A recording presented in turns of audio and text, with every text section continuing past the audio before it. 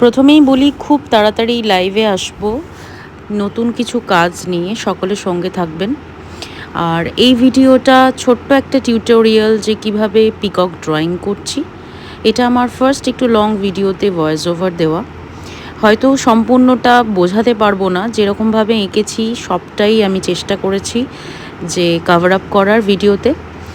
Outline obviously sketch করে নিচ্ছি, এবং কোনখানে তুলে মেহেন্দি ফেলতে হবে বা কোনখানে ঠেকিয়ে ফেলতে হবে সেটা অবশ্যই ক্লাসে আমার ইন ডিটেলস বলা হয়।